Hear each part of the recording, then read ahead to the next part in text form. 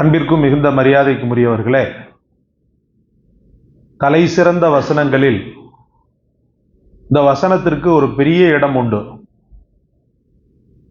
பாவ மன்னிப்பின் பெரும் வாசலில் ஒருவன் இந்த வசனத்தை சொல்லி கதறினானேயானால் அவன் எவ்வளவு பெரிய பாவியாக இருந்தாலும் மன்னிக்கப்படுகிறது.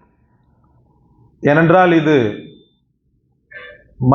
மனிதர்களின் பிதாவாகிய கண்ணியத்திற்குரிய ஆதம் அலைஹிஸ்ஸலாம் அவர்களும் மனிதர்களின் தாயாகிய முதல் பெண்ணான ஹசரத் ஹவ்வா அலைஹிஸ்ஸலாம் அவர்களும் தான் செய்த பாவத்தை நினைத்து வருந்தி அவர்கள் உதிர்த்த வார்த்தைகளாக இருக்கிறபடியால் அவர்களுக்கு பிறந்த மனித சமூகம் யாராக இருந்தாலும் சரி, இந்த பாவ மன்னிப்பை சொல்லி அவன் பிரார்த்திக்கும் போது அவனுடைய அனைத்து பாவங்களும் மன்னிக்கப்பட்டு வருகிறது. அந்த வார்த்தையை பார்த்தீங்கன்னாலே அந்த வார்த்தையினுடைய வலு உங்களுக்கு புரியும்.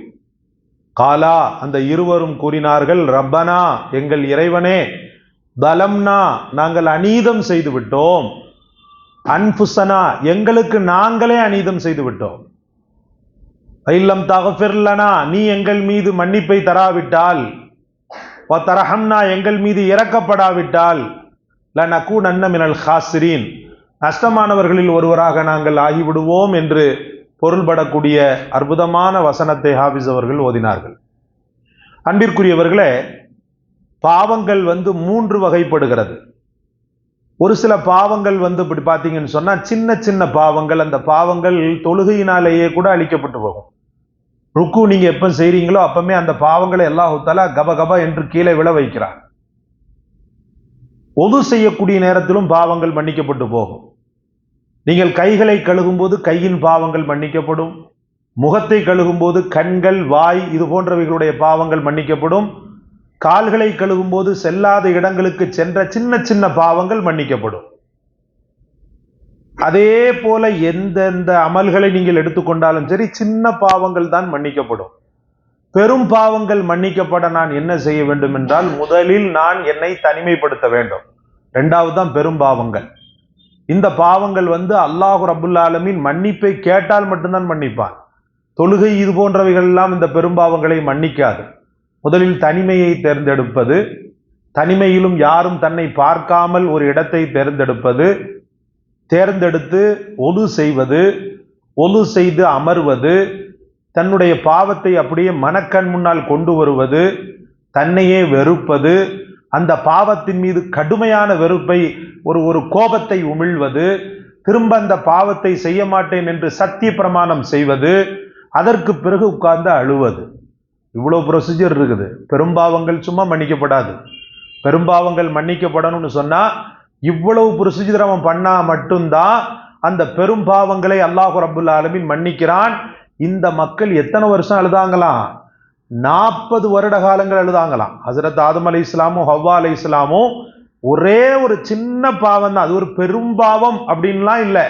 ஆனாலும் படைத்தவனுடைய வார்த்தைக்கு மதிப்பு கொடுக்காமல் மாற்றம் செய்து விட்டோம், அவன் குறிப்பிட்ட அந்த பழத்தை சாப்பிடக்கூடாது என்று சொன்ன அந்த பழத்தை நாங்கள் சாப்பிட்டு விட்டோம் என்ற அந்த ஒன்றுக்காக அவர்கள் வடித்த கண்ணீரின் அளவீடு காலங்கள் 40 வருடங்கள். ஆனா 40,000 பாவத்தை வச்சுக்கிட்டு இருக்கிற நாம 4 சொட்டு கண்ணீர் வடிக்கிறதுக்கு அவ்வளவு யோசிப்போம். அல்லாஹ் பாதுகாக்க வேண்டும். ஒரே ஒரு பாவத்தை செய்ததற்காக ஒரு பித்து பிடித்ததை போல அலைந்தார்கள் 2 பேரும். அதுக்கு பிறகுதான் அல்லாஹ் ரப்புல் ஆலமீன் 2 பேரையும் ஒன்றிணைத்தான். அவர்கள் மீது இரக்கத்தை பொழிந்தான். என்ன ரப்புல் ஆலமீன் பெரும் வகுமதிகளை அவர்களுக்கு தந்தான். அதே போல பெரும்பாவி மன்னிப்பு கேட்டு திரும்ப மீண்டு அந்த பாவத்தை செய்யாதிருக்கும் போது அவனுக்கு பல ஹைர் பரக்கத்துகளை அல்லாஹ் தருகிறான். அவன் முதல்ல அவன் வாழ்க்கையில் உள்ள நிம்மதி அல்லாஹ் திரும்ப கொடுத்துட்றான். அவனுக்குள்ள பரக்கத்தை எல்லாம் திரும்ப கொடுத்துட்றான்.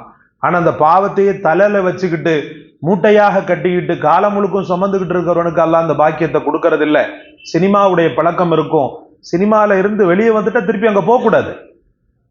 மது பழக்கம் இருக்கும், பாவ மன்னிப்பு கேட்டா திருப்பி மதுவுக்குள்ள போகக்கூடாது. அந்நிய பெண்களை ரசிக்கின்ற பழக்கம் இருக்கும், அந்த பாவத்துக்கு தௌபா செய்த பிறகு திரும்ப அந்த பாவத்துல போகக்கூடாது. தொழுகையை விடக்கூடிய பழக்கம் இருக்கும், பாவத்துக்கு மன்னிப்பு கேட்ட பிறகு திரும்ப அந்த பாவத்தில் சென்று மீளக்கூடாது. அதுதான் நிபந்தனை. 3வது கேட்டகரி பாவங்கள் அடியானுக்கு செய்கிறது. இந்த பாவங்களுக்கு அல்லாஹ்வுக்கு ரப்புல் ஆலமீன் மன்னிக்க வேண்டும் என்றால் மனிதர்கள் மன்னிக்கணும்.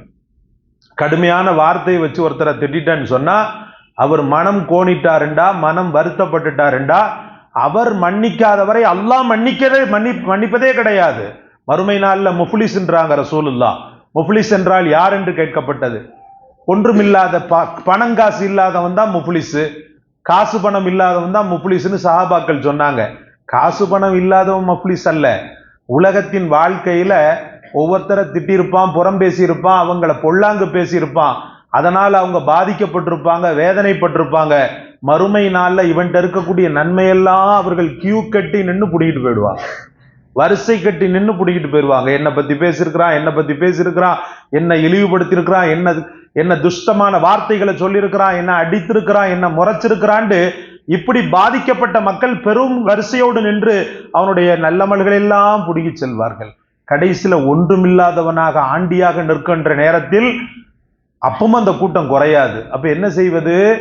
அடுத்தவனின் பாவத்தை இவன் மேல தலையில போட்டு அல்லாஹ் இவனை சொர்க்கவாதின்ற ஆரம்பத்துல தீர்ப்பளிக்கப்பட்டவன் நரகவாதியாக சென்று விடுகிறான் சகோதரர்களே. அதனால இந்த பாவங்களுக்கு அடியான் மன்னிக்காத வரை அல்லாஹ் மன்னிப்பது கிடையாது அப்படின்றத நம்ம புரியணும். மொத்தத்தில் ரப்பனா தலம்னா என்ற அற்புதமான தெய்வ வசனம் ரப்புல் ஆலமீன் தந்த இந்த உலகத்திற்கு தந்த, உலக சமூகத்திற்கு தந்த அருட்கொடை. அந்த அருட்கொடையை தினசரி ஓதி அல்லாஹ்விடத்திலே துஆ செய்வோம். அல்லாஹ் தௌஃபீக் செய்வானாக.